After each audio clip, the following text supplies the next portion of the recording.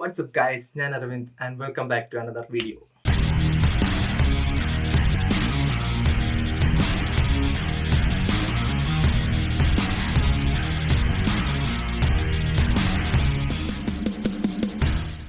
ഇന്ന് നമ്മുടെ ഒരു ബോട്ടിന്റെ സ്പീക്കറാണ് ഇരിക്കുന്നത്.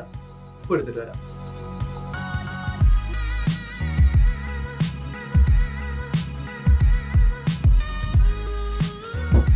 അപ്പോൾ ഇതാണ് ബോട്ട് സ്റ്റോൺ 650R എന്ന് പറഞ്ഞ ബ്ലൂടൂത്ത് സ്പീക്കർ.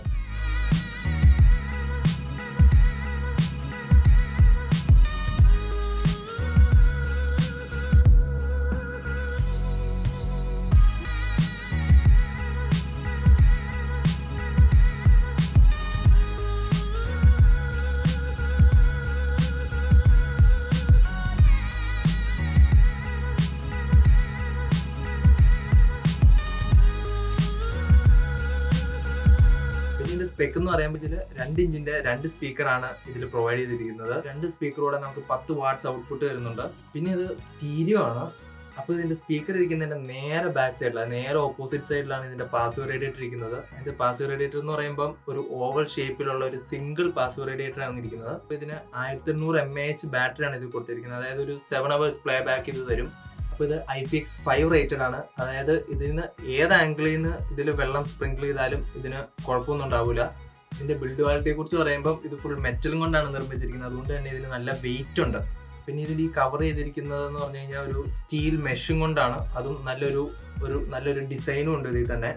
പിന്നെ ഇതിന്റെ മെറ്റൽ ബോഡി ആയതുകൊണ്ട് നല്ല ഡ്യൂറബിൾ ആണ്. ഇതിന്റെ 2 സൈഡിലായിട്ട് റബ്ബറിന്റെ കവറിംഗ് ഉണ്ട്. അതും സിലിക്കോൺ കോട്ടഡ് ആണ്.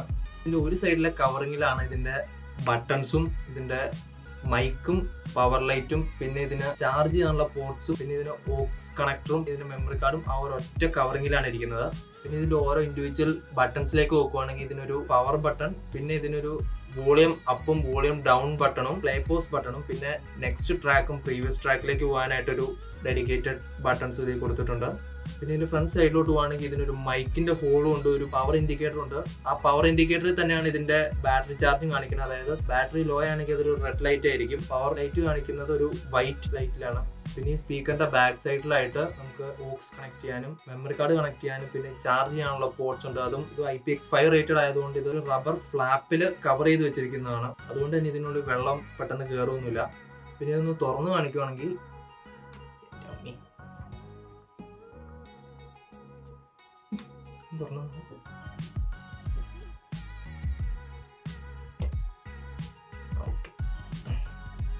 അപ്പൊ ഇതിന്റെ ഉള്ളില് ഇതിനൊരു ചാർജിങ് പോർട്ട്, അതായത് മൈക്രോ USB പോർട്ടാണ്. പിന്നെ ഇതിനൊരു ഓക്സ് കണക്ടർ ഉണ്ട്. ഇതിന്റെ കൂടെ തന്നെ നമുക്ക് പാക്കേജിൽ ഇതിനൊരു ഓക്സ് കണക്ടർ കിട്ടും. പിന്നെ ഇതിലുള്ള ഒരു മെമ്മറി കാർഡ് സ്ലോട്ടാണ്. അപ്പൊ അതിന്റെ കൂടെ തന്നെ നമുക്ക് ഒരു ചാർജിങ്, ഒരു USB to മൈക്രോ USB കേബിളും ഇതിന്റെ ബോക്സിൽ നമുക്ക് കിട്ടും. പിന്നെ ഇതിന്റെ ബോട്ടം പാർട്ടിലേക്ക് വരുവാണെങ്കിൽ ഇതിനൊരു ട്രൈപോഡ് കണക്ട് ചെയ്യാനുള്ള ഒരു സ്ക്രൂ ഹോൾ ഉണ്ട്. അത് നമുക്ക് ട്രൈപോഡ് കണക്ട് ചെയ്തിട്ട് എവിടെയെങ്കിലും വെച്ചാൽ നമുക്ക് പാട്ട് കേൾക്കാം. എനിക്കൊരു ക്യാമറ ട്രൈപോഡ് ഉണ്ട്, അപ്പം അതിന്റെ സ്ക്രൂ കണക്ട് ചെയ്തിട്ട് ഇതിൽ കണക്ട് ചെയ്യില്ല. കാരണം അതിന്റെ സ്ക്രൂ ഇച്ചിരി വലുതാണ്, അല്ലെങ്കിൽ ഹോള് ചെറുതാന്ന് പറയാം. ടൈറ്റ് ആണ്, അപ്പോൾ കയറുന്നില്ല. പിന്നെ ഈ ബട്ടൺസിന്റെ കാര്യമാണെങ്കിലും ബട്ടൺസ് കുറച്ച് ടൈറ്റ് ആണ്. അതിന്റെ റബ്ബറിന്റെ കട്ടി കാരണം നമുക്ക് ഞെക്കാൻ ഇച്ചിരി പാടുപെടും.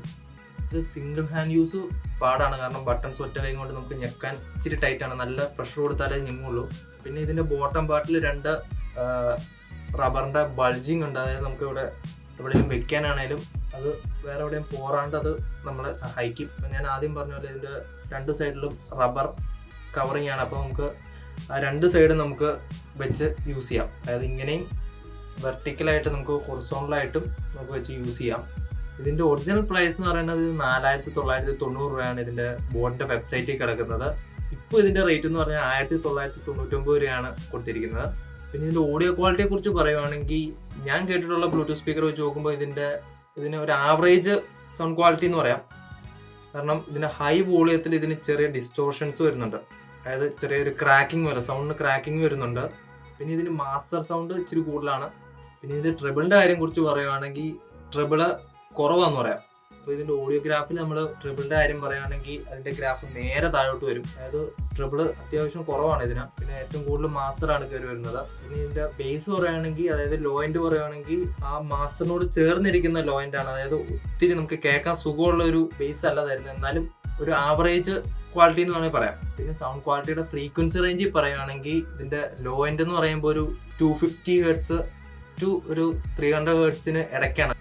ആ ഹെർട്സിന് താഴെയുള്ള ഇതിൽ പിടിക്കും, പക്ഷേ ഏറ്റവും കൂടി കിടക്കുന്നത് ആ 250 to 300 ഹെർട്സിലുള്ള ഫ്രീക്വൻസിയാണ്. അത് കേൾക്കുമ്പോൾ തന്നെ നമുക്ക് മനസ്സിലാവും.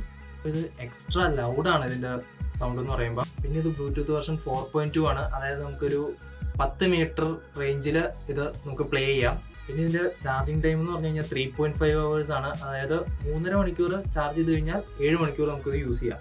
പിന്നെ ഇതിൻ്റെ മോഡ് മാറ്റാനായിട്ട് വേറെ ഡെഡിക്കേറ്റഡ് ബട്ടൺസ് ഒന്നുമില്ല. ഇതിൻ്റെ പവർ ബട്ടൺ തന്നെയാണ് യൂസ് ചെയ്യുന്നത്. ഇപ്പം നമ്മൾ ഓൺ ചെയ്യുമ്പം ബ്ലൂടൂത്തിലാണ് വർക്ക് ചെയ്യുന്നതെങ്കിൽ പവർ ബട്ടൺ ഒന്ന് ഞെക്കി കഴിയുമ്പോൾ അത് മെമ്മറി കാർഡിലോട്ട് മാറും.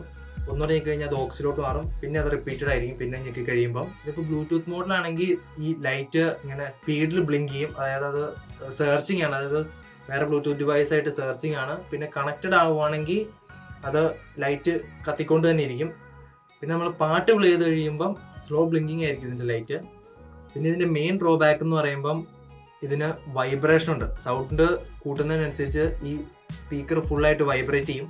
കാരണം ഇതിൻ്റെ സ്പീക്കറും ഇതിൻ്റെ പാസീവ് റേഡിയേറ്ററും ഇരിക്കുന്നത് ഓപ്പോസിറ്റ് സൈഡിലാണ്. അപ്പം സെയിം സൈഡിലോട്ടാണ് അത് വൈബ്രേറ്റ് ചെയ്യണത്. അപ്പോൾ ഇതിന് വൈബ്രേഷൻ കൂടുതലാണ്. പിന്നെ എല്ലാ ബോട്ട് സ്പീക്കറിൻ്റെയും ഒരു ഫീച്ചർ എന്ന് പറഞ്ഞു കഴിഞ്ഞാൽ ഇത് ഓൺ ആയി കഴിയുമ്പം ഇതിന് ഇൻബിൽട്ട് ആയിട്ട് ഹ്യൂമൻ വോയിസ് ആണ് കൊടുത്തിരിക്കുന്നത്. നിങ്ങൾ ഇതിൽ ഓൺ ആക്കുമ്പോൾ ആ സൗണ്ട് ആ വോയിസ് കേൾപ്പിച്ചു തരാം.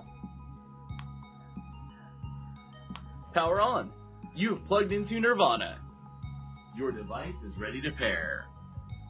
എനിക്കിപ്പോൾ കേട്ടപ്പോൾ തന്നെ മനസ്സിലായത് ഒരു ഹ്യൂമൻ വോയിസ് ആണ് ഇതിൽ കൊടുത്തിരിക്കുന്നത്. എനിക്കതിനോട് വലിയ താല്പര്യമില്ല. കാരണം എന്തെങ്കിലും ഒരു ചെറിയ സൗണ്ട് തന്നെയാണ് എനിക്കിഷ്ടം.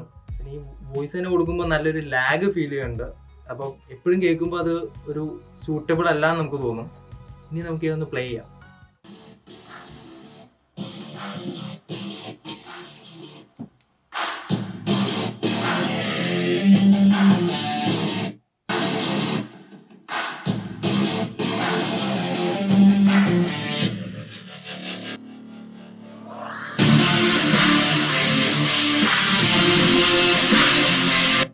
Maximum volume.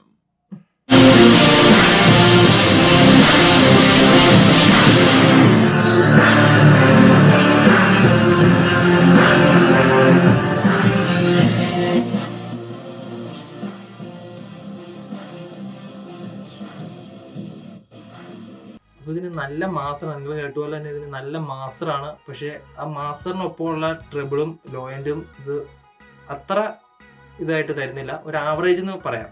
ഇനിയിപ്പം നല്ല സൗണ്ട്, അതായത് നല്ല വോളിയം ആവശ്യമുള്ളവർക്ക് ഇതൊരു പറ്റിയ സ്പീക്കറാണ്. അപ്പോൾ നിങ്ങൾക്ക് നല്ല ട്രിബിളും നല്ല ലോ എൻഡ് ബേസും ഉള്ള സ്പീക്കറാണ് ഇഷ്ടമെങ്കിൽ എൻ്റെ മുമ്പത്തെ വീഡിയോ നിങ്ങൾക്ക് കാണാം. അതിൽ ഫ്ലിപ്കാർട്ട് സ്മാർട്ട് ബൈ സ്പീക്കറാണ് റിവ്യൂ ചെയ്തിരിക്കുന്നത്. ഈ വീഡിയോ നിങ്ങൾക്ക് ഹെൽപ്ഫുൾ ആയെന്ന് വിചാരിക്കുന്നു. വീഡിയോ ഇഷ്ടപ്പെട്ടെങ്കിൽ ലൈക്ക് അടിക്കുക. അടുത്ത വീഡിയോയിൽ കാണുന്നവരെ